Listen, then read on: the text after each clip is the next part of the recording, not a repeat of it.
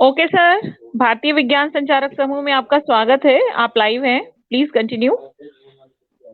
नमस्कार। भारतीय विज्ञान संचारकों के समूह के माध्यम से आयोजित इस कार्यक्रम में मैं राहुल खट्टे विज्ञान प्रचार प्रसार की ओर से आप सबका स्वागत करता हूं और अनिल कुमार त्रिपाठी जी का विशेष रूप से आभार व्यक्त करना चाहूंगा कि उनके माध्यम से भारत भर के विज्ञान विषयों से संबंधित विभिन्न विषयों पर जो चर्चा सत्र उन्होंने आयोजित किए हैं, जिसके माध्यम से ज्ञान के विविध विषयों को जन सामान्य के सामने रखने का एक अच्छा मंच उपलब्ध हुआ है। साथ ही श्रीमती गीता सचदेवा मैडम का भी मैं आभार व्यक्त करना चाहूंगा कि जिनके माध्यम से हमें इस कार्यक्रम के संचालन का अवसर मिला है। मित्रों, यह जो मंच है हमारा भारतीय विज्ञान संचारकों का मंच, इसके माध्यम से विज्ञान के विभिन्न विषयों पर समय समय पर चर्चा आयोजित की जा रही है, जिसके माध्यम से हम देख रहे हैं कि विज्ञान, तकनीक, प्रौद्योगिकी, केमिस्ट्री, बायोलॉजी, जूलॉजी और विज्ञान की सभी शाखाओं को एक उचित अवसर जो है वो मिल रहा है।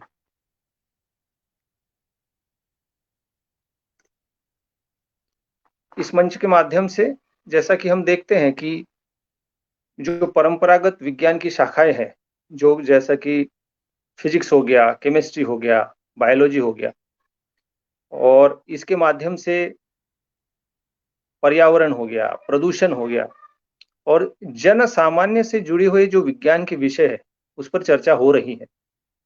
और इसी कड़ी में आज हम भाषा विज्ञान, जो कि भाषाओं का विज्ञान जिसे कहा जाता है, जो भाषा का विज्ञान, जो एक विशेष विज्ञान के रूप में जाना जाता है, उस विषय पर चर्चा करने के लिए हम एकत्रित हुए। और आप में से जो लोग भाषाओं की जिन्होंने पढ़ाई की होगी, जैसे कि एमए करते हैं, एमफिल करते हैं, पीएचडी करते हैं, वो साथ ही जो स्पर्धात्मक परीक्षाओं की तैयारी करते हैं, उन सब में भाषा से संबंधित कई सारे प्रश्न पूछे जाते हैं। और भाषा से जुड़े हुए लोग तो भाषाओं के बारे में, भाषा की उत्पत्ति के बारे में, भाषाओं के शब्द के बारे में, भाषाओं के व्याकरण के बारे में अच्छी तरह से भली भांति परिचित होते हैं। लेकिन जो ऐसे भी है जो जिनका 10वीं 12वीं के बाद में भाषाओं के साथ में थोड़ा सा संबंध टूट जाता है। हालांकि विज्ञान की शाखाओं के में वो अंग्रेजी माध्यम से ही सभी विज्ञान की विधाओं को पढ़ते रहते हैं। ऐसी स्थिति में भारतीय भाषाएं जो है उनकी वैज्ञानिकता पर ज्यादा विचार करने का, उनके बारे में अध्ययन करने का अवसर नहीं मिल पाता है। जैसा कि आप जानते हैं कि सारी विज्ञान की शाखाओं में, विज्ञान की शाखाओं का जो अध्ययन है वो अधिकतर अंग्रेजी में होता है। उसके कारण वहां पर भाषा की पढ़ाई का, भाषा के ज्ञान का, भाषा के विज्ञान का ज्यादा संबंध नहीं आता है, और जो भी आता है वो एक पर्याप्त मात्रा में अपना उत्तर लिख देने तक ही वो सीमित रहता है। और वहां पे भी ज्यादा व्याकरण, भाषा की शुद्धता, इस पर ज्यादा ध्यान नहीं दिया जाता। वहां पे वस्तुनिष्ठता पर आपका उत्तर सही है या नहीं है, इसी पर ध्यान दिया जाता है। मेरा बचपन से ही भाषाओं के बारे में विशेष एक थोड़ा लगाव रहा है, और मुझे एक अवसर ऐसा मिला कि मेरा जो अध्ययन है वो हिंदी साहित्य, अंग्रेजी साहित्य, एमए अंग्रेजी, एमए हिंदी, एमए अनुवाद, और उसमें भी स्पेशलाइजेशन में भाषा विज्ञान, और उसके भी अंतर्गत एक भाषा विज्ञान के अंतर्गत स्पेशल टू स्पेशल कह सकते हैं उसको, कोश विज्ञान मेरा एक विषय रहा। उसमें कोश विज्ञान में व्युत्पत्ति जो होती है, शब्दों की व्युत्पत्ति, उससे संबंधित कोश विज्ञान में व्युत्पत्ति कोश नाम का एक विषय, एक महत्वपूर्ण विषय रहा। इस विषय में शब्दों की व्युत्पत्ति कैसे होती है, इस पर विचार किया जाता है। जैसा आपने भी देखा होगा कि कई बार हम वस्तुओं को प्रयोग करते हैं, लेकिन वह वस्तु कहाँ से बनी, कैसे बनी, इस पर ज्यादा हम ध्यान नहीं देते हैं। जैसे कि आप मोबाइल का प्रयोग कर रहे हैं, लेकिन हमें उस मोबाइल की कंपनी का, प्रोडक्शन कंपनी कौन सी है, उसका बिल्टअप क्या होता है, इसमें ज्यादा कुछ इंटरेस्ट नहीं होता है और आवश्यकता भी नहीं पड़ती। लेकिन आवश्यकता कब पड़ती है, जब आप अपने मोबाइल को अपडेट करते हैं, तो अब देखा जाता है कि पहले कौन सा वर्जन था, अब कौन सा वर्जन है। अभी हाल ही में कई सारी कंपनियों में अपना जो नेटवर्क है उसको 4G से 5G में कन्वर्ट करना शुरू कर दिया है। तो वहां पे पूछा जाता है कि क्या आपका मोबाइल 5G एनेबल है, अर्थात 5G के लिए वो सक्षम है। तो उस स्थिति में जो है हम देखते हैं कि भाई मेरा पहले मोबाइल कौन-सा था। तो आपको पता चलता है कि उस समय मैंने जो है ना एक कोई 3G मोबाइल ले लिया था। तो 3G मोबाइल तो डायरेक्टली 5G में कन्वर्ट नहीं हो सकता है। तो यदि आपका फ़ोन पहले आपने 4G लिया होगा, तो आप अल्टीमेटली वो 5G में कन्वर्ट हो जाए। अब अपडेट का जो आता है उसमें ऑप्शन, उसके माध्यम से आप उसको अपडेट से 4G में 5G में 4G से 5G में जाते हैं। ये जो अपडेशन की प्रक्रिया है, ये जो तकनीकी विषय है, यह क्या भाषाओं से भी जुड़ा हुआ है? तो जी हाँ, यह विषय भाषाओं से जुड़ा हुआ है।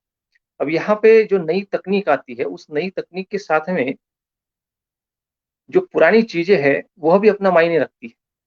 जैसे आप में से मैं किसी व्यक्ति को पूछूँ कि भई आपने कभी 1G में काम किया है? तो 2G से सभी लोग परिचित हैं, 3G से भी परिचित है, 4G से भी परिचित है, लेकिन 1G किसी को पूछेंगे तो नहीं, 1G तो हमने कभी सुना ही नहीं। लेकिन जबकि 2G आने के पहले भी जो बेसिक हम मैसेजिंग और बातचीत करने के लिए जो फ़ोन का प्रयोग करते थे, वो 1G था। लेकिन वो 1G के नाम से नहीं जाना जाता, क्योंकि 1G आपने सुना भी नहीं होगा, तो वो 1G था। ऐसा ही भाषाओं के मामले में है। जो भाषाएँ हम आज वर्तमान में प्रयोग कर रहे हैं, वह भाषाएँ किसी समय किसी और नाम से जानी जाती थी। उनका आकार, प्रकार और रूप कुछ और था। उनका जो विस्तार था, वह कुछ और था। उनका परिक्षेत्र कुछ और था। उनकी जो विशेषताएँ थी, कुछ और थी। लेकिन आज की भाषाएँ आपने देखी होगी, व्हाट्सएप पे जब हम भाषा लिखते हैं, हाउ आर यू लिखना हो, आजकल के जो बच्चे हैं, क्योंकि आज की पीढ़ी जो है ना, फ़ास्ट है। पिछली पीढ़ी से नई पीढ़ी जो होती है, वो फ़ास्ट होती है, ऐसा कहा जाता है। वो ऐसा ही नहीं कहा जाता। एक बड़ा वैज्ञानिक वाक्य है कि भई पिछली पीढ़ी से नई पीढ़ी जो है ना स्मार्टर होती है। नेक्स्ट जनरेशन जो होती है स्मार्ट होती है। तो हम क्या भाषाओं के मामले में यही देखते हैं? जी हाँ, भाषाओं के मामले में यह नियम लागू होता है। जो भाषा हम आज प्रयोग कर रहे हैं, जैसे जिस सरल हिंदी में मैं आपसे वार्तालाप कर रहा हूँ, इस भाषा में हिंदी के भी शब्द हैं। हो सकता है मेरी मातृभाषा मराठी है, तो मराठी के भी शब्द कुछ हो। इसमें अंग्रेजी के भी शब्दों का अनायास रूप से हम प्रयोग कर रहे हैं, लेकिन पता नहीं चल रहा है। क्या हम इस भाषा में संस्कृत के भी शब्दों का कुछ प्रयोग कर रहे हैं? जी हाँ, आपको सुनकर आश्चर्य होगा कि हम 70 से 80% जो भाषाएँ हम बोल रहे हैं वर्तमान समय में, उनमें संस्कृत के शब्दों का ही प्रयोग कर रहे हैं। जी हाँ, आपको सुनकर शायद आश्चर्य हुआ होगा। 60 से 70% जो है शब्द हमारी भाषाओं में संस्कृत के ही है। यह शब्द कुछ तत्सम रूप में है, कुछ तद्भव रूप में है, कुछ देशज रूप में है और कुछ विदेशी शब्दों के रूप में उन शब्दों का हम प्रयोग कर रहे हैं। ऐसी स्थिति में ऐसी स्थिति में जब हम देखते हैं कि भाषाओं का रूप बदल रहा है, तो इसके अध्ययन पर एक अलग से विषय रखा गया जिसे हम भाषा विज्ञान, जैसे मैंने पहले भी कहा बताया आपको। तो इस स्थिति में भाषा विज्ञान के अंतर्गत इसे ध्वनि विज्ञान के रूप में रखा गया है। ध्वनि विज्ञान में इन सब विषयों पर अध्ययन किया जाता है कि जिन भाषाओं का हम आज के समय में प्रयोग कर रहे हैं, वह भाषाएँ पहले किस रूप में थी, उनका उनका रूप रंग कैसा था, उनका आकार प्रकार कैसा था। तो जो हम आधुनिक हिंदी आज देखते हैं, इस आधुनिक हिंदी में कई सारे शब्द संस्कृत के आए हैं। अब जैसे मान लीजिए कि हम अ, कंप्यूटर शब्द ले लीजिए। कंप्यूटर शब्द सीधा-सा है, हमें अंग्रेजी से आया है हमारे माध्यम हमारे पास में। अंग्रेजी भाषा का है, हमारी पढ़ाई में भी है। क्या इस शब्द में आपको कहीं कंप्यूट में पुट शब्द दिखाई दे रहा है? पुट अर्थ जिसके लिए हम रखते हैं कि भई रखने के लिए हम प्रयोग करते हैं। मतलब वहाँ चीज़ वहाँ पे रखी गई है। जैसे कंप्यूटर में क्या है? डाटा रखा गया है। तो ऐसे अंग्रेजी के जो शब्द हैं, इनके अंदर भी संस्कृत निहित है। दरअसल हुआ ये है कि हमारे भारत की जो प्राचीन भाषाएँ थी, संस्कृत, प्राकृत, हमारे यहाँ के जो मूल निवासी थे, वह जब व्यापार के लिए, धर्म प्रचार के लिए, रोजगार के लिए, भूकंप के कहा कारण और अन्य कारणों से जब दूसरे देशों में गए, तो अपने शब्द, अपने धर्म ग्रंथ, अपने रिवाज, अपने संस्कार, अपनी मातृभाषा, ये सब साथ में लेकर गए। लेकिन वहाँ जाने के बाद में उन्होंने वहाँ पर उसे उस रंग में ढाल लिया। तो जैसे मान लीजिए कि कोई यहाँ का व्यक्ति है, गाँव का कोई व्यक्ति है, गाँव में मान लीजिए धोती, कपड़ा, कमीज़ पहनता है। लेकिन वो क्या गया, एक दिन शहर में गया, शहर में गया तो क्या हुआ, उसे लगा कि नहीं, अरे यह तो रूप रंग मेरा गाँव का था, मुझे शहर का रूप रंग ले लेना चाहिए। तो वो क्या करेगा, थोड़ा सा अपनी कमीज बदल लेगा, हो सकता है कमीज की जगह टी शर्ट डाल ले, धोती की जगह जींस पैंट डाल ले। तो ऐसी स्थिति में क्या होगा, क्या वह मूल व्यक्ति बदल जाएगा, क्या उसकी शरीर की आकार प्रकार रचना बदल जाएगी? जी नहीं, वह नहीं बदलेगी। भाषाओं के साथ में भी ऐसा ही हुआ है। जो मूल संस्कृत के ग्रंथ थे, उनमें जो संस्कृत के शब्द थे, वह जब विदेशों में गए तो अपना आकार प्रकार रूप रंग बदल गया। उनका आकार प्रकार रूप बदल गया तो वो क्या हो गए, उन्हें थोड़ा अपभ्रंश कहा जाने लगा। भ्रंश मतलब होता है बिगड़ जाना। भ्रंग शब्द आपने सुना होगा, बिगड़ा हुआ। उसका रूप रंग आकार प्रकार बदल जाता है, उसको थोड़ा नेगेटिव सेंस में लिया जाता है, लेकिन हम यदि पॉजिटिवली ले तो उसका बदला हुआ रूप जो है, बिगड़ा हुआ नहीं, बदला हुआ रूप ही नई भाषा बन जाती है। जैसे संस्कृत से कई सारी शब्दों की उत्पत्ति आपने देखी होगी। भारतीय भाषाओं की शब्द उत्पत्ति संस्कृत से हुई है, ऐसा सब लोग मानते हैं। जैसे कि मराठी है, मराठी की उत्पत्ति प्राकृत से मानी जाती है। तो इन शब्दों में जो संस्कृत का जो जुड़ाव है वो स्पष्ट रूप से दिखाई देता है, लेकिन कुछ शब्द जो है वह उनमें संस्कृत का एकदम से जुड़ाव पता नहीं चलता है, और हमें लगता है कि यह तो कोई दूसरी भाषा का शब्द है।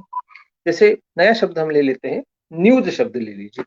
अब न्यूज शब्द से क्या होता है, कई बार आपने देखा होगा कि नॉर्थ ईस्ट वेस्ट साउथ के अनुसार आपको बता दिया जाता है कि न्यूज शब्द बना है या फिर बना होगा। तो यह न्यूज शब्द NEW के बाद S लगाने से बना है, अर्थात जो चीज नएपन लेकर बनी हुई है। तो नयापन क्या है, अपडेशन। नएपन के लिए हम क्या शब्द का प्रयोग करेंगे, अपडेशन। मतलब अपडेट क्या होता है, वो अद्यतन होता है, नया होता है।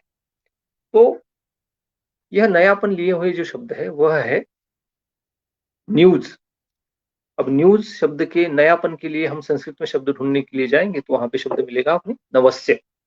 अब नवस्य का शब्द का यदि मैं देवनागरी लिपि की जगह यदि रोमन में लिखना शुरू, रोमन भाषा में मैं लिखना शुरू करूं तो क्या होगा, वह शब्द होगा नवस्य का न्यू।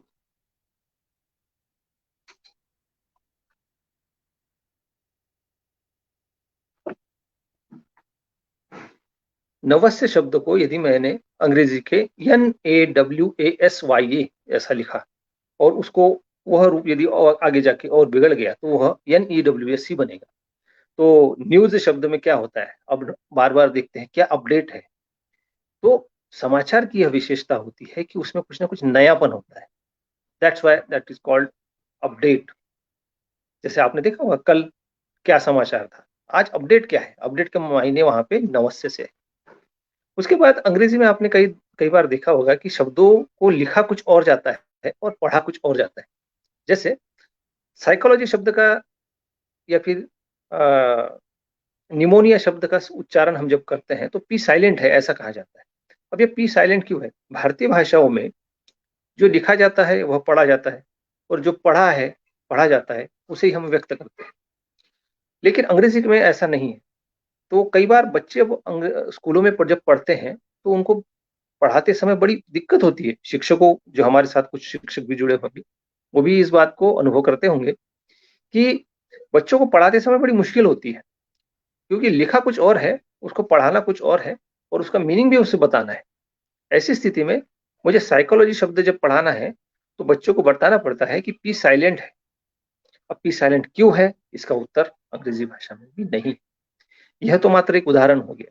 और व्याकरणिक दृष्टिकोण से भी हम देखेंगे तो आई के सामने एम लगता है, यू के सामने आर लगता है, या फिर यू के सामने वेर लगता है, वी के सामने आर लगेगा, यू के सामने वेर लगेगा। लेकिन इसका कारण क्या है, यदि हम थोड़ा ढूंढने की कोशिश करें तो इसका कारण हमें संस्कृत भाषा में मिलता है। अहम शब्द सुना होगा आपने, अहम, मैं हूं।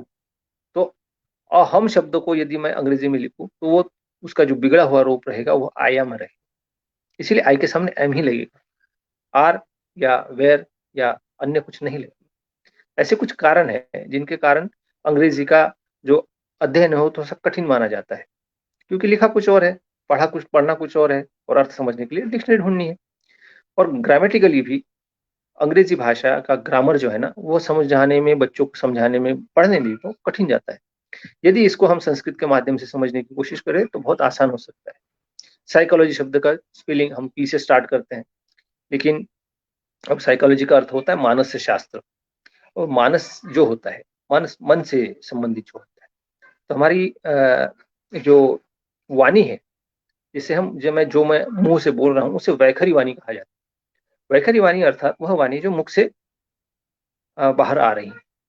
लेकिन क्या वाणी सिर्फ एक ही है? तो हमारा शास्त्र कहता है, संस्कृत साहित्य स्पेशली, यदि वाघ भट्टी आप भर्तृहरि का वाक्य पद्य पढ़ेंगे, पाणिनि का व्याकरण पढ़ेंगे, पाणिनि का अष्टाध्यायी पढ़ेंगे, तो इनमें इन सभी शब्दों के लिए, इन सभी कंसेप्ट के लिए, संज्ञाओं के लिए शब्द आए हैं। जैसे मैं जो बोल रहा हूँ, यह जो वाणी है वैखरी वाणी है, तो उसके नीचे जो आती है वह सबसे नीचे से शुरू होता है परावाणी, पश्चंती वाणी, मध्यमा वाणी और वैखरी वाणी। परा, पश्चंती, मध्यमा और वैखरी वाणी। मध्यमा वाणी वो कहते हैं जो गले में हम मन ही मन में सोचते रहते हैं, उसका डेसिबल कम होता है, वो किसी को सुनाई नहीं देती, हमारी माँ आवाज हम ही सुन रहे होते, कई बार हम मन ही मन में जो बात करते हैं, तो वो हमारी जो मध्यमा वाणी है वो है। उसके भी नीचे एक पश्चवाणी बात आई गई। पश्चवाणी अर्थात मन से संबंधित। तो वह मन से संबंधित जो वाणी है, उसका यदि पश्चज का मैं यदि अंग्रेजी में लिखूं तो वह पी आएगा, PCHOLOGY, इसलिए वो पश्चोलॉजी अर्थात उसे हम साइकोलॉजी कहते हैं। ऐसे कई सारे शब्द हैं जिनका उच्चारण कुछ और है और उनका लिखा हुआ रूप कुछ और है। अब फिजिक्स शब्द ले लीजिए आप। फिजिक्स शब्द हम लिखेंगे तो कैसे लिखेंगे? वह भी इस पश्च शब्द से ही जनित माना जाता है, जिसे टच किया जा सके, जिसे स्पर्श किया जा सके। तो फिजिक्स में आपने देखा होगा अधिकतर शब्द जो अध्ययन किया जाता है वो स्पर्शजन्य वस्तुएं होती हैं। उसके बाद में केमिस्ट्री आते हैं। केमिस्ट्री शब्द क्या है? उसमें लिखा है CHEMISTRY अर्थात केमिस्ट्री। यदि हम भारतीय उच्चारण का यदि प्रयोग करें और यदि मैं KEMSTRY लिखूं केमिस्ट्री का स्पेलिंग, तो आप में से अधिकतर लोग जो सुन रहे होंगे वो कहेंगे कि नहीं, ये तो गलत है। केमिस्ट्री का स्पेलिंग तो हमने जब से बचपन से सुना है वह CHEMISTRY, यही सही है। बिल्कुल सही बात है, आपकी बात सही है। लेकिन अब ये तो बात 5वीं 6वीं 7वीं का बच्चा भी जानता है, और यह 12वीं ग्रेजुएशन का बच्चा भी जानता है। लेकिन जब हम बड़े हो गए तो हमने जब इसका एनालिसिस किया कि भाई ये केमिस्ट्री जो लिखा जाता है वो तो लिखा तो केमिस्ट्री है, लेकिन केमिस्ट्री क्यों पढ़ाया गया? तो उसका कारण यह है कि वो हम मूलतः केमिस्ट्री ही है। अब आपने कहा कि भाई ये तो केमिस्ट्री है, तो केमिस्ट्री क्यों पढ़ते हैं? तो केमिस्ट्री इसलिए पढ़ते हैं क्योंकि जो अंग्रेजी की जो उच्चारण की जो व्यवस्था है, उसमें आपने देखा होगा कि A, B, C, D, E, F और Z तक ये जो वर्णमाला है, जो 26 अक्षरों की वर्णमाला, जिसमें 5 स्वर और बाकी व्यंजन बताए जाते हैं, उसको यदि मैं भारतीय वर्णमाला या फिर संस्कृत की वर्णमाला या फिर हिंदी की वर्णमाला के साथ में जब टैली करता हूँ, तो ये कहाँ आएगा? अ, आ, ई, उ, ए, ऐ, ओ, हमें ए कहीं पर आएगा, जो ए लिखते हैं अंग्रेजी का जो ए। बी कहाँ आएगा? ब, बा, बी, बू, बे, बई, बऊ, बम, बहा में कहीं पर बी आएगा। सी कहाँ आएगा? स, सा, सी, सु, से, सई, सौ, सम, पहा, सहा पर कहीं पर सी आएगा। और उसी प्रकार अन्य जो उच्चारण है वह भी अलग अलग अर्थ लिए हुए है। उसमें एक शब्द आपने देखा होगा डब्ल्यू। अब डब्ल्यू को यदि आप देवनागरी में लिखेंगे और उसके उच्चारण के आधार पर पढ़ने की कोशिश करेंगे तो यह शब्द कुछ और ही है। हम जैसे डबल वी को मिलाकर बनाते हैं, वो डब्ल्यू है। अब डब्ल्यू की यदि मैं संधि विच्छेद करूं तो डबल यू है। पुरानी अंग्रेजी में जब आप जाएंगे तो आपको ये जो डब्ल्यू शब्द है वह डबल यू के रूप में मिलेगा। हमारे यहाँ पर जो ओ के रूप में लिखा हुआ मिलता है, इसीलिए डब्ल्यू शब्द के उच्चारण में उसकी इटिमोलॉजी में जब जाएंगे तो आपको उसके ऊ या ओ शब्द आपको मिलेगा। क्यों? क्योंकि उच्चारण बदलते रहते हैं भाषाओं में भी। जैसे विजय कुमार हो जाते हैं। जैसे मान लीजिए कि फर्नांडिस शब्द आपने सुना होगा, और उसी ध्वनि के सामने रखने वाला फडणवीस हमारे पास शब्द है। तो फडणवीस और फर्नांडिस में कई साम्यता आपको दिखाई देती है। एंथोनी गोन्साल्विस और एकनाथ गोसावी या फिर एकनाथ गोस्वामी में कई साम्यता दिखाई देती है। रॉबर्ट और रविंद्र, इनमें कहीं साम्यता दिखाई देती है। निश्चित रूप से इनमें कहीं ना कहीं साम्यता है, लेकिन ये क्या है, रूप बदल गया है। इसीलिए मैंने सबसे पहले मोबाइल का आपको उदाहरण दिया था कि 2G mobile, 3G mobile, 4G mobile, 5G mobile. हमारे पास जो 5G मोबाइल है, ये कभी 2G मोबाइल था, लेकिन उसका परिवर्धित, परिष्कृत, अपडेटेड वर्जन हम आज उसे 5G के रूप में प्रयोग करते हैं। उसका नेटवर्क फास्ट मिलेगा, उसकी पिक्चर क्वालिटी फास्ट मिलेगी, पिक्चर क्वालिटी स्पष्ट मिलेगी, और अन्य चीजों में भी वो एडवांस मिलेगा। लेकिन यह उस मूल 2G फोन या फिर 3G फोन का ही अपडेटेड वर्जन है। लेकिन आजकल जैसे मान लीजिए 2022 में जिस बच्चे का जन्म हो गया, उसे मैं यदि बताऊं कि हमारा जो 5G फोन है यह कभी 2G फोन का ही नेक्स्ट पीढ़ी है, तो वह नहीं मानेगा, क्योंकि उसने डिब्बा फोन देखा ही नहीं, जिस फोन से केवल फोन आता था और एसएमएस जाता था। ऐसे ही भाषाओं में हमारे जो पूर्वज है, आपने भी देखा होगा, ये सारी बातें व्यवहार में है। जैसे आपने देखा होगा कि हम जिस 14 जनवरी को, जहां तक मेरा ध्यान है, जनवरी में ही मनाते हैं हम संक्रांति जो, तो वह कभी 14 में आती है, कभी 15 में आती है। कुछ पुराने लोग मिलेंगे, त्रिपाठी जी हमारे साथ है, वो शायद बता सकते हैं। कई बार वह जो मकर संक्रांति थी वह 13 तारीख को आती थी, वो धीरे धीरे 13 से 14 में शिफ्ट हो गई, 14 से 15 में हो गई, और हो सकता है कि हमारे आज से लगभग 15-20 साल के बाद में वही मकर संक्रांति 16 या 17 में चली जाए। तो यह आश्चर्य की बात नहीं है, क्योंकि ये परिवर्तन होता रहता है। तो सेम, जैसे सेम शब्द मैंने बोला, तो हमारे संस्कृत में एक शब्द है सम। अब सम और सेम में क्या सेम है, आप थोड़ा सा विचार कीजिए। बालों को जब हम हेयर फेयर करते हैं, तो वो हेयर फेयर करने की एक क्रिया है, क्रिया बाद में नाउन में परिवर्तित हो गई, उसे हमने हेयर कहा। उसके बाद में स्पेक्ट्स, आप देख रहे हैं मेरे चेहरे पे जो स्पेक्ट लगा है, जो चश्मा लगा है, उसके लिए अंग्रेजी में कहते हैं स्पेक्टेकल्स। स्पेक्टेकल क्या है? हमारे पास एक स्पेक्ट शब्द है और एक शब्द है स्पष्ट।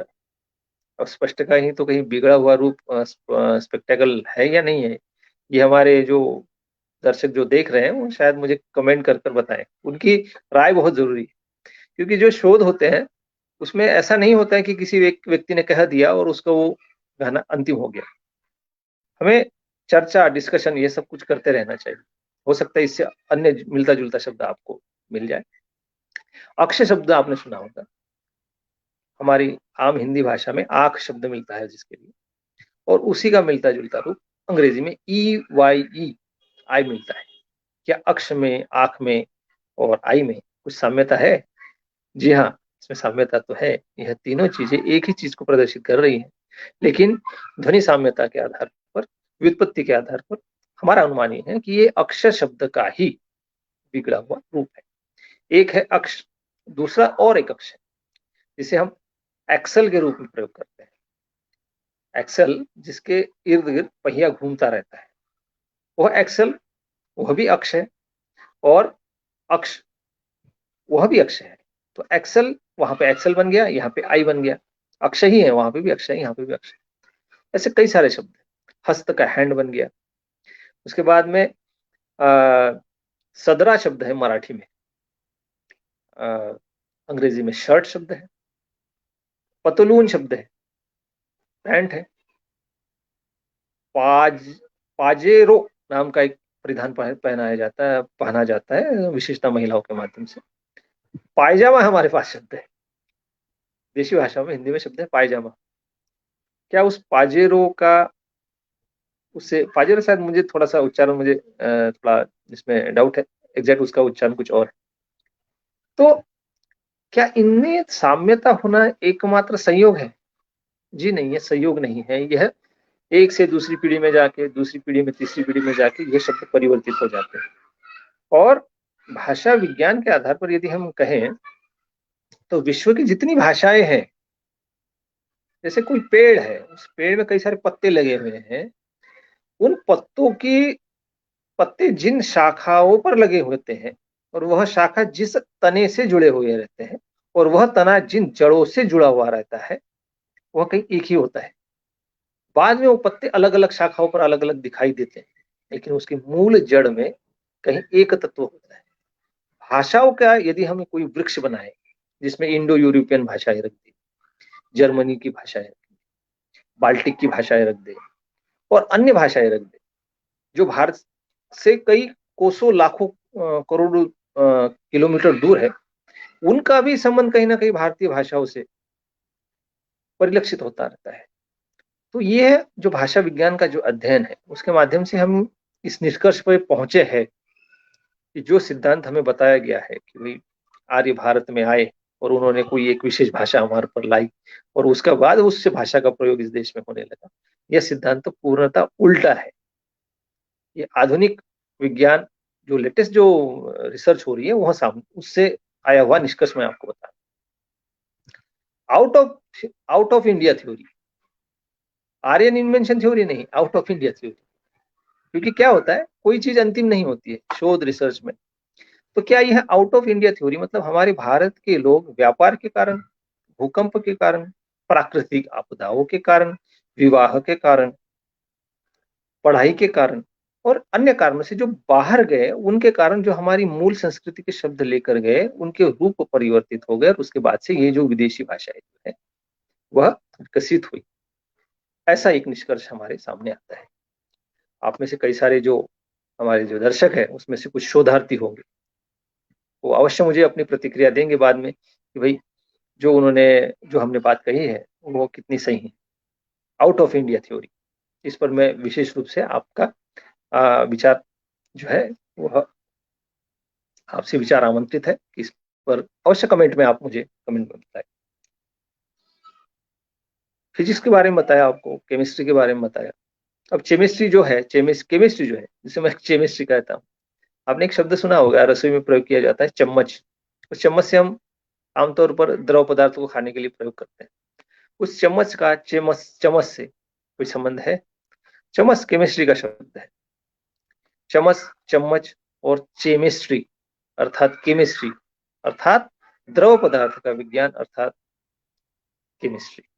यह शोध आप बताइएगा कहाँ तक सही है। इसके बाद में हमारे पास में और कई सारे शब्द जो जैसे है, कार शब्द है, कार, CAR, कार।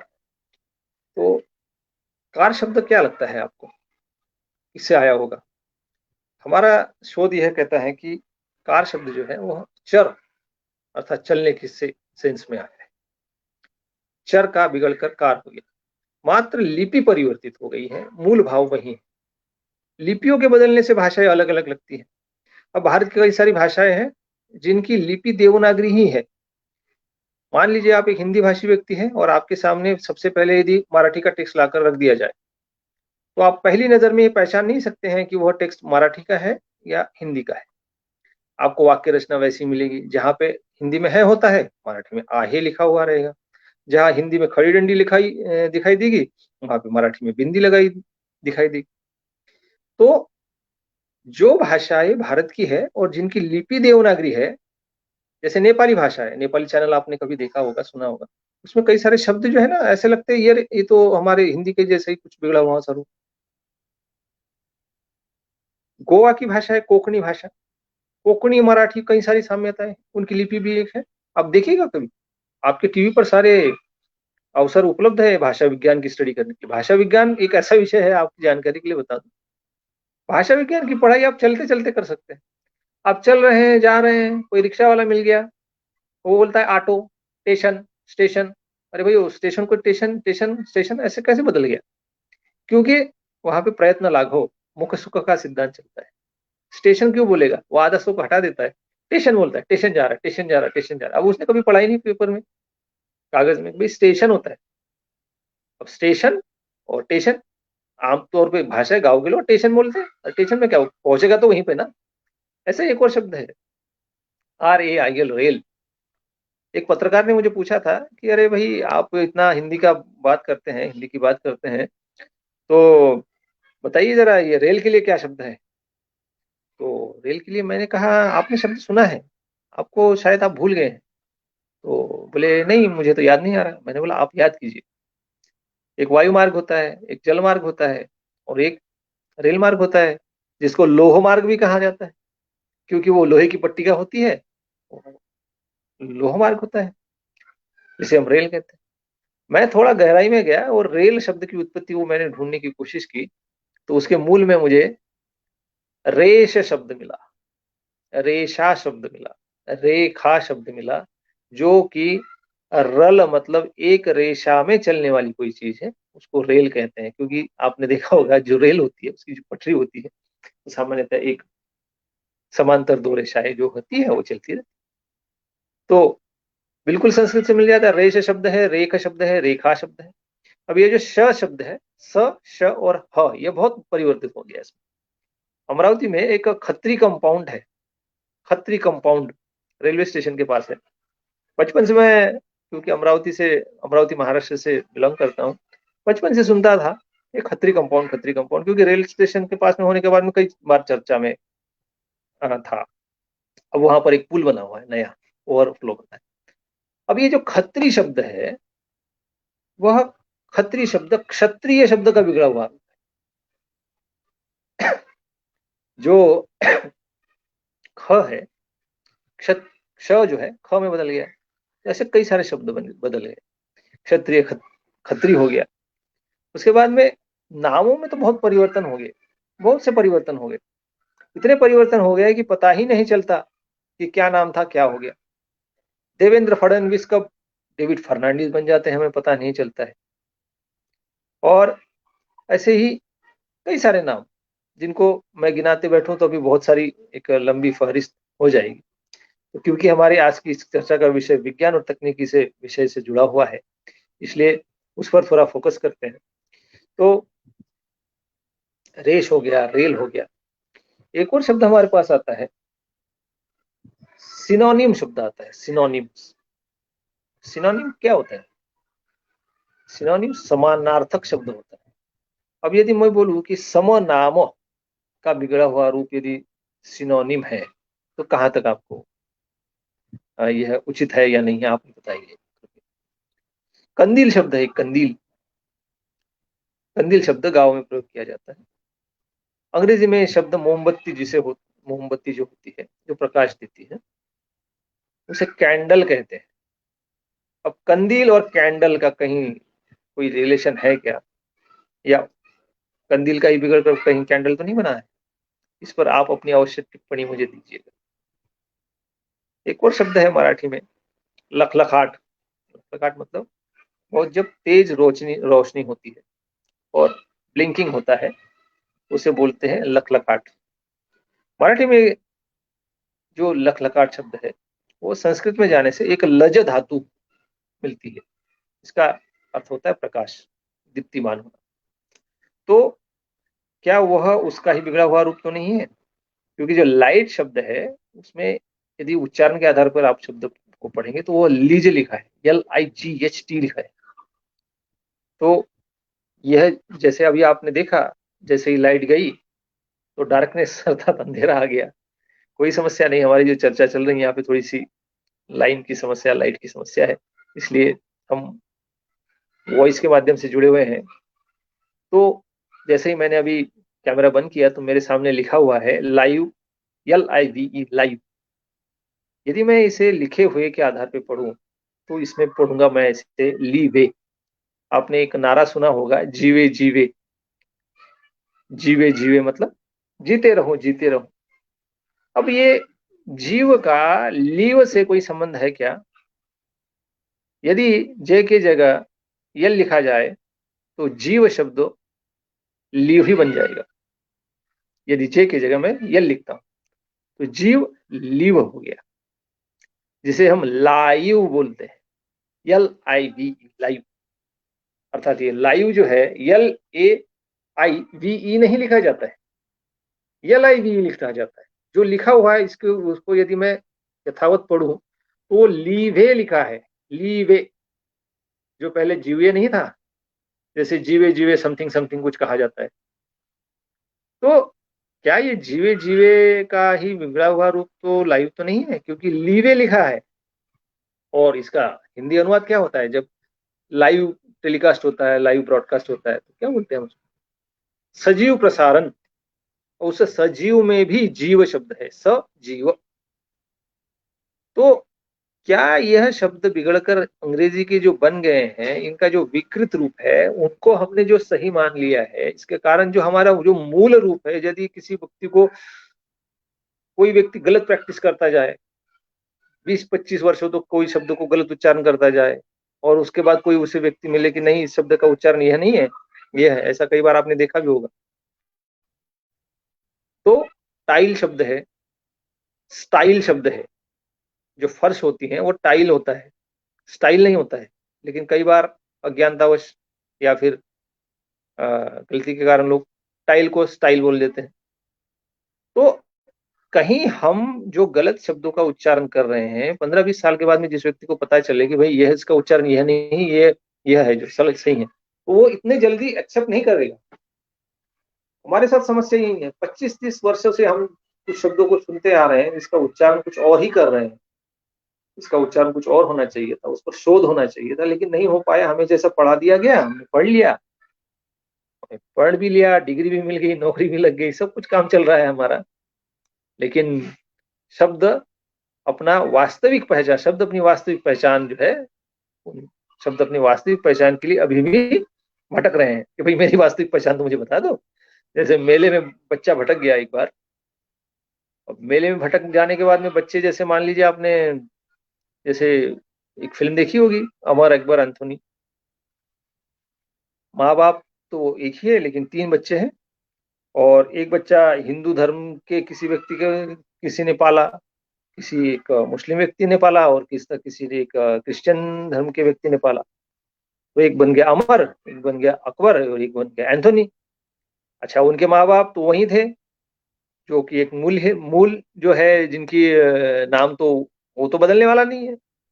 तो हमारी जो संस्कृत भाषा है, या फिर जिसे हम प्राकृत कहते हैं, प्राकृत संस्कृत मिला जुला रूप है, तो उस संस्कृत प्राकृत से जितने शब्द बदल गए हैं, जो अपने आकार प्रकार इन्होंने सब बदल लिया है, लेकिन अपनी मूल प्रकृति नहीं बदले हैं। उनकी मूल प्रकृति अभी भी कायम है। ऐसे कई सारे शब्द मैं आपको बता सकता हूं, जैसे प्रसिद्ध शब्द है। प्रसिद्ध शब्द प्लीज शब्द का ही रूप है, जिसे प्रसन्न होने के सेंस में लिया जाता है। एक शब्द आपने देखा होगा, पीएम और एएम, समय के लिए हम, समय जब 12 बजे के बाद और 12 बजे के पहले के लिए जब हम प्रयोग करते हैं, तो उसके लिए यह शब्द प्रयोग में आता है।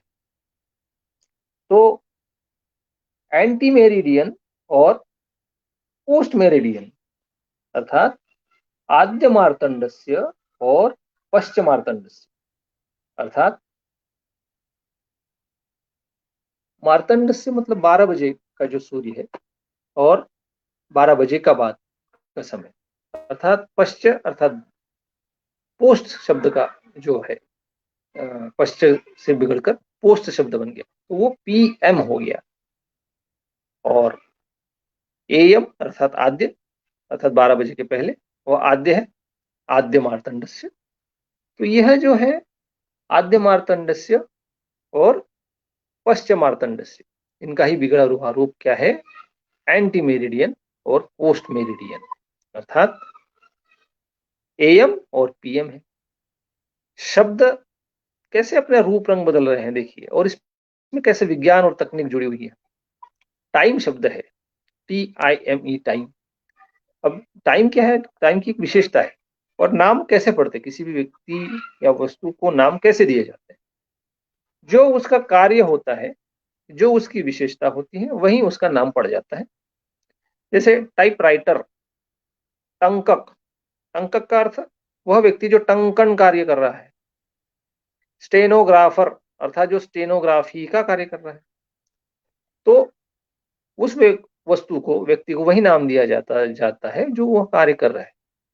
तो जो समय है वो निरंतर चलता रहता है, वह है गतिमान है, अर्थात गतिमय है, अर्थात उसमें गतिम यह शब्द आता है। लेकिन GATIM यदि मैं लिखूं और उसका शुरू का ग यदि आद्य लोप हो गया भाषा विज्ञान के अनुसार, वह शब्द बनेगा टाइम। गतिम का आद्य लोप हो गया, कौन से आद्य लोप हो गया? जी का आद्य लोप हो गया, तो उससे हो गया शब्द टाइम। ऐसा कई बार आपने देखा होगा, गतिम का जिस पर टाइम हो गया। हॉस्पिटल शब्द है, एक बार मैं जब एक हॉस्पिटल के सामने से रात के समय में गुजरता था, रात के 8 बजे, तो वहां पे लिखा रहता था विवेकानंद हॉस्पिटा। अभी हॉस्पिटा क्या है? क्योंकि वो जो नाम की जो प्लेट लगी थी उसमें लाइट्स लगे थे, और वह लाइट्स रात के 8 बजे जलते थे। सुबह 10 बजे मैं वहां से जब गुजरता हूँ तो वहां पे लिखा रहता था विवेकानंद हॉस्पिटल। अब ये हॉस्पिटल का हॉस्पिटा, जैसे मान लीजिए कि कोई छोटा बच्चा रोज रात को 8 बजे वहां से गुजरता है, तो वो यही पढ़ेगा कि अपनी माँ को बताते समय यही बताएगा कि माँ मैं रोज विवेकानंद हॉस्पिटल के सामने से आता हूँ, और सुबह 10 बजे जब जाता हूँ तो विवेकानंद हॉस्पिटल के सामने से जाता हूँ। अभी वो जो हॉस्पिटल था, वो हॉस्पिटल शब्द जो है वो बदल गया। क्यों? क्योंकि एल की लाइट बंद थी रात के समय में। जब वो बच्चा जाता था तो एल की लाइट बंद होने के कारण हमें वह हॉस्पिटल दिखाई देता था। ऐसे कई सारे शब्द, एक तो उदाहरण मैंने गतिम का बताया जिससे टाइम शब्द बना है, उसमें आद्य लोप हो गया है, और हॉस्पिटल में एल बदल गया तो उससे अंत्य लोप हो गया। अंत्य लोप और आद्य लोप। अंत्य लोप अर्थात अंतिम शब्द लोप हो गया, अर्थात गायब हो गया या नष्ट हो गया, और आद्य लोप में शुरू का शब्द नष्ट हो गया या फिर गायब। ऐसा ही मुंबई में आप यदि विले पार्ले में कहीं रहे होंगे, विले पार्ले वेस्ट में, तो वहां पर एक सड़क है जिस सड़क का नाम इरला रोड है। IRLAROAD, Irla road. अब इरला रोड को एक बार जब अनुवाद कुछ हो रहा था तो मुझे ऐसा लगा कि इरला को क्या कहेंगे हिंदी में, तो इरला नाम का कोई शब्द डिक्शनरी में नहीं है। क्यों नहीं है? क्योंकि इरला नाम की कोई वस्तु, व्यक्ति या फिर कोई घटना इस है ही नहीं। फिर इरला रोड क्यों है? इरला रोड इसलिए है क्योंकि जो आद्य लोप है BIRLA का, जो बी गिर गया प्लेट लगाते समय, मान लीजिए बी गिर गया होगा या फिर बी आद्य हो गया, अंत हो गया उसमें, तो बी गायब होने के कारण क्या हुआ? BIRLA, बी यदि गिर गया तो उसका हो गया इरला, IRLA। तो ऐसे कई सारे शब्द जो है, आद्यलोप, अंत्यलोप, मध्यलोप के भी कई सारे शब्द जिसमें बीच का शब्द ही गायब हो गया है। जैसे बल शब्द है, एबल शब्द है, अबल, एबल और अनेबल। अब अन शब्द जो है, हम जिसका अंग्रेजी में अन शब्द करते हैं, वह अन शब्द का स्पेलिंग हम लिखते हैं UN।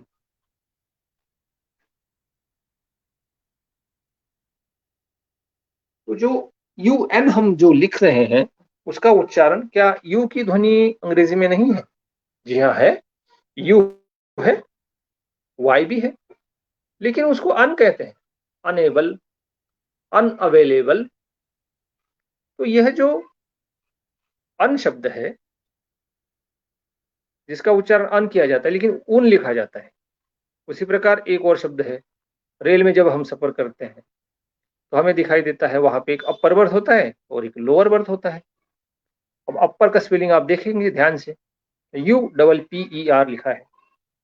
और यदि मैं हिंदी के ऊपर शब्द का स्पेलिंग यदि अंग्रेजी में लिखने की कोशिश करूं तो वह ऊपर शब्द का स्पेलिंग वही होगा जो हम अपर के लिए अंग्रेजी में शब्द प्रयोग करते हैं। और रेल में आपने देखा होगा जो अपर बर्थ होता है वो कहाँ होता है? ऊपर ही होता है। तो यदि मैं उसको ऊपर कहता हूं तो कोई कहेगा कि नहीं ये गलत पढ़ रहे हैं आप, लेकिन वो है तो ऊपर ही, उसका मीनिंग भी ऊपर ही है और वो होता भी ऊपर है, लेकिन हमें सिखाया गया कि भाई आप इसे जो है ना अपर कहिए। तो हमें यह सोचना चाहिए, शिक्षा के क्षेत्र से कई सारे लोग हमारे साथ जुड़े हुए हैं, खासकर भारतीय विज्ञान संचारकों का जो हमारा समूह है उसमें अधिकतर मैं देखता हूँ कि विज्ञान के शिक्षक और भाषाओं के शिक्षक भी है। उनके माध्यम से मैं देखूंगा कि हम जो नए विचार बता रहे हैं वो स्कूली शिक्षा और महाविद्यालय तो कितना पहुंचेंगे। त्रिपाठी जी ने बहुत अच्छा जो है यह मंच सबके लिए उपलब्ध करवाया है, और यह चर्चा जो है बहुत निरंतर वैसे जारी रहनी चाहिए। ऐसे कई सारे शब्द मेरे पास है, मैं आपको और भी बताना चाहूंगा कि ऐसे कुछ शब्द जो है हमने लाए हैं जो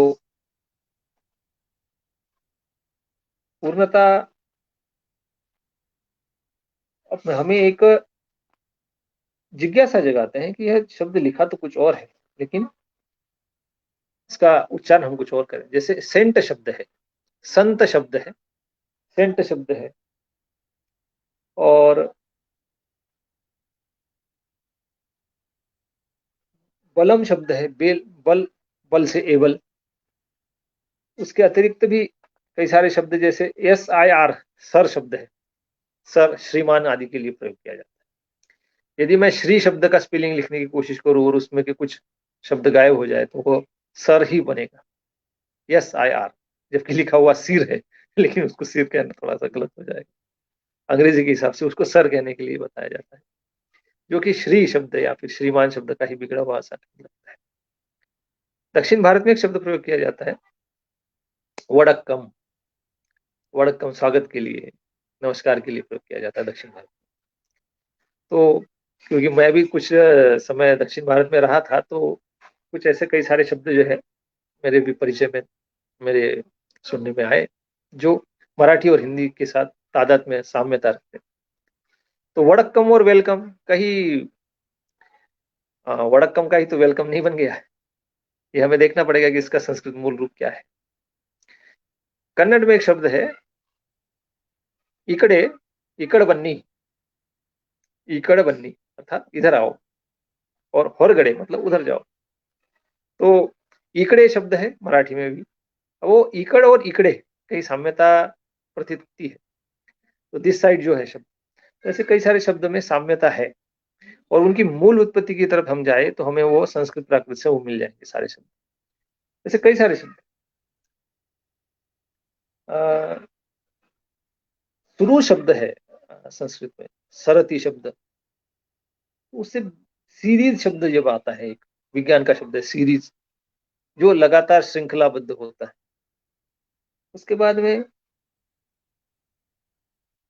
तालव्य शब्द है, टॉक शब्द है, अटर शब्द है एक, अटर, उसका स्पेलिंग UTTER लिखा जाता है। हिंदी में शब्द है, संस्कृत में शब्द है उत्तर। क्या किस उत्तर से तो अटर का शब्द का संबंध नहीं है, जबकि स्पष्ट रूप से प्रतीत हो रहा है कि वो उत्तर का ही बिगड़ा हुआ अटर हो सकता है, और खोज करने में पता चल जाता है वो, जी हाँ, वो उत्तर का ही बिगड़ा हुआ।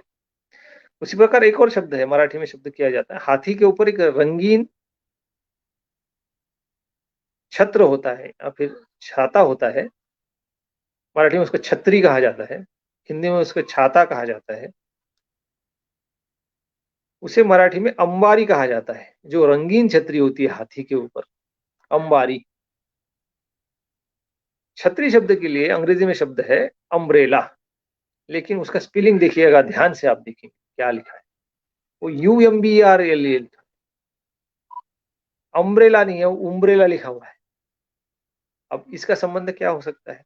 अंग्रेजी साथ में बड़ी समस्या है, एक कोई सिद्धांत वहां पे लागू नहीं होता है। तो अंबारी शब्द का कहीं अम्ब्रेला तो नहीं बन गया, क्योंकि लिखा हुआ यू है, उच्चारण ये हो रहा है, यहाँ पे उच्चारण सही हो रहा है, लेकिन स्पेलिंग गलत लिखा है। कई बार अपर शब्द में क्या हो रहा है, वहां पर भी लिखा हुआ गलत है, उच्चारण गलत हो रहा है। कहीं पर उच्चारण सही है, लिखा हुआ गलत है। तो अंग्रेजी को एक बहुत ही वैज्ञानिक और एक टेक्निकल भाषा माना जाता है। उसके ऊपर कोई कमेंट करना एक थोड़ा सा बहुत बड़ा क्या हो जाए, उसको एक साहस लगता है उसको ऊपर कोई टिप्पणी करने के लिए, क्योंकि सारी व्यवस्था उसी पर टिकी हुई है। लेकिन भाषाओं के मामले में भारतीय जो लोग हैं या फिर भारतीय जो भाषाएं हैं, वो निश्चित रूप से व्याकरण के दृष्टिकोण से शब्द सामर्थ्य की दृष्टि से, शब्द संग्रह के दृष्टिकोण से निश्चित रूप से अंग्रेजी से ज्यादा बलवान है, ज्यादा सशक्त है, क्योंकि शब्द सामर्थ्य अंग्रेजी में ज्यादा है या संस्कृत में ज्यादा है, आप थोड़ा सा पता कीजिए। अंग्रेजी में मात्र 2.5 लाख शब्दों से काम चलाया जाता है, संस्कृत में कितने लाख करोड़ों शब्द है, और उसमें शब्द निर्माण की प्रक्रिया भी उपलब्ध है, शब्दों का निर्माण आप स्वयं कर सकते हैं।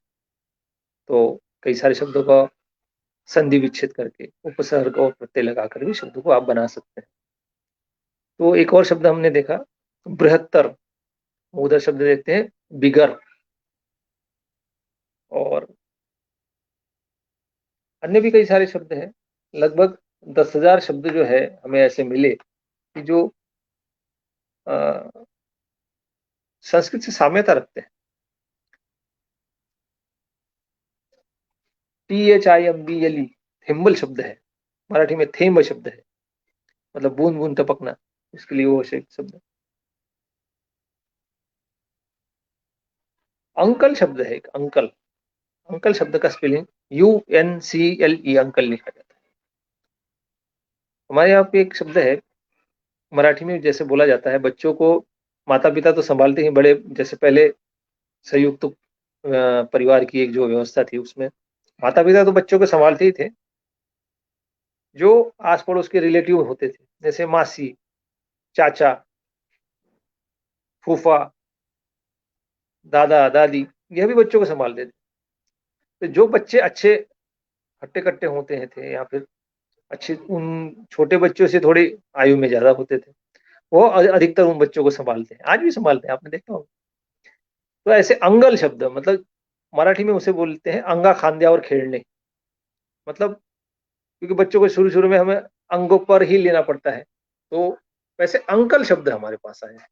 हमारे पास एक शब्द है अंगल, अंगल, अंगा खांद्या और खेलने, मतलब हमारे बच्चों को जैसे हम शरीर पर भी छोटे बच्चे होते तो उनको पालते, तो उसे अंगल से अंकल शब्द है। थोड़ा गौर कीजिएगा, मुझे बताइएगा, बाद में थोड़ी प्रतिक्रिया दीजिएगा कमेंट में कि अंकल, अंगल से अंकल कैसा लगता है। अटर, उत्तर, उत्तर का UTTER लिखते हैं। वाम पक्ष, ठीक है। उसके बाद में फेमिनी, FAMINI, फेमिनी शब्द है। एक वामा शब्द है, भामा शब्द है, वामा, भामा, भामिनी और फेमिनी। ऐसे कई सारे शब्दों की एक बड़ी सी श्रृंखला हमारे पास है, जो ये दिखाती है कहीं ना कहीं हमारे जो भारतीय शब्द है इनके साथ में इनका साम्य है। जैसे पुरानी अंग्रेजी में THOU, दाऊ शब्द था, अर्थात तुम्हारा या आपका। उसके बाद उसका बिगड़ा बिगड़ा हुआ रूप आता है YOU। तो संस्कृत में एक शब्द है यूयुम या फिर यूयम, अर्थात आपका। तो यूयम और यू में कहीं कहीं साम्यता दिखाई देती है। तो इस तरह से कई सारे शब्द जो है, जैसे नेबुला, नभ शब्द है, नभस, नभस से नेबुला। जूलॉजी शब्द है, जो जीव से कहीं ना कहीं, जीव, जीव शास्त्र, जीव, इनसे कहीं ना कहीं रिलेट करता है, इसका अर्थ प्राणी शास्त्र होता है जूलॉजी। इसके बाद में वार के नाम, दिनों के नाम, डे, ड्यू, ड्यू का डे शब्द बन गया होगा इस तरह से। ऑरेंज शब्द है, नारंगी शब्द है, रंगों के बारे में ऐसे ही है। रक्त शब्द है, रेड शब्द है। इस प्रकार कई सारे शब्द हमें संस्कृत से मिले हुए या फिर संस्कृत से साम्यता रखते हुए प्रतीत होते हैं। जैसे द्वि शब्द है, द्वि, डी बन गया, उसके बाद BI हुए, बाइलिंगुअल, बाई, द्वि, बी, कहीं ना कहीं साम्यता रखता है। उसके बाद में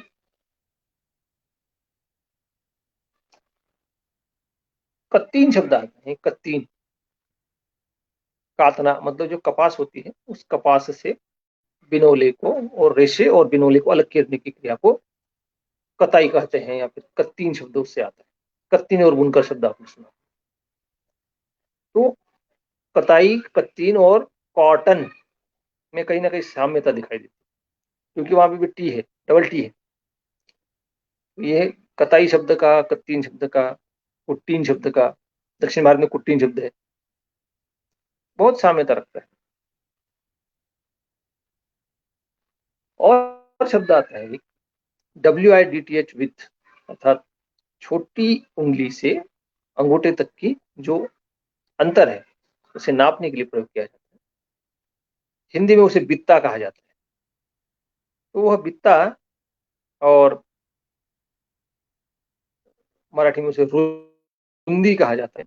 मराठी में इसके लिए शब्द है वीत, वीत वर जागा, मतलब छोटी अंगूठे से लेकर तो छोटी उंगली तक का अंतर, उसे वीत कहा जाता है। उस वीत का WIDTH वीत कई साम्यता रखता है। अवश्य सोचिएगा कि ये साम्यता, इतनी साम्यता क्यों है। रेश, रेग, रेल। उसके बाद में आयु शब्द है संस्कृत का, तो आयु से रिलेटेड लाइफ शब्द है, जीव शब्द है, लीव शब्द है, लाइट है। अब लाइट शब्द में लीज धातु है जो से चमकने से संबंधित, लाइट जो प्रकाश देता है। LIGHT लाइट का एक और अर्थ हल्का भी होता है। उस शब्द का अब में से कई सारे लोगों को प्रश्न पड़ा आया होगा कि भाई लाइट है तो लिज भी जो है तो सही है, लेकिन हल्कापन जो है, जिसमें हल्कापन होता है, उसे, उसके लिए संस्कृत में शब्द है लाघव, प्रयत्न लाघव। क्या उस लाघव का लाइट दूसरा दूसरा जो लाइट है वो तो नहीं आया है। तो ये सारी कई सारी चीजें जो है, यह हमें यह इंगित करती है कि इन शब्दों का संस्कृत से, प्राकृत से, इन सभी शब्दों से, जैसे गम शब्द है, गम का गो, हनु, जानू, हनुवटी, चिन्ह, जॉ, डेंट, दंत, टूथ, नास, नासिका, लिप, लब, लबों पर बात आना, लिप पर बात आना, भ्रू, ब्रो, आईब्रो, अक्ष, आंख, टंग, जीवा, गर्दन, मान, नेक, पाद, पाद प्रक्षालन जिसे कहा जाता है, उससे फुट शब्द। तो एक और शब्द हम देखते हैं संस्कृत में, ग्लो, अर्थात चेहरे की जो चमक होती है, उसके लिए GLOW, GLO ये शब्द प्रयोग किया जाता है। GLOW भी लिखा जाता है, उसका अर्थ होता है चेहरे की चमक। तो उससे वह जो शब्द है संस्कृत की जो डिक्शनरी है उसमें मिलेगा आपको। उसका अर्थ यह है चंद्रमा या फिर चमक। तो क्या उस चंद्रमा और चंद्रमा की चमक का चेहरे की चमक से कोई संबंध है? तो वो ग्लो शब्द संस्कृत की डिक्शनरी में आपको आधा ग, ल और दो मात्राएं, इस प्रकार ग्लो शब्द वही मिलेगा। तो ग्लो का अंग्रेजी की GLOW, ग्लो से क्या संबंध है, आप अवश्य तलाश करेंगे। और इस आशा के साथ, क्योंकि एक लगभग 1 घंटा हो गया है और आपके कमेंट में देख नहीं पाया हूं, जैसे ये कार्यक्रम खत्म होगा तो मैं आपके कमेंट देखूंगा। और इस एक नए विचार के साथ में आज की इस चर्चा को विराम देते हैं, और इसका अगला अंक भी आए ऐसी मेरी इच्छा रहेगी, जिसमें अन्य शब्दों पर हम चर्चा करेंगे। क्योंकि हमने विज्ञान और तकनीकी के जितने भी शब्द हैं उनका भारतीय मूल से क्या संबंध है, इस पर आज चर्चा की। इसके लिए मैं त्रिपाठी जी का और मैडम का आभार व्यक्त करना चाहूंगा, सचदेवा मैडम का, कि उनके माध्यम से हमें यह अवसर मिला। और भारतीय विज्ञान संचारकों के समस्त समूह को मैं आभार व्यक्त करता हूं और आज की चर्चा को विराम देता हूं। नमस्कार।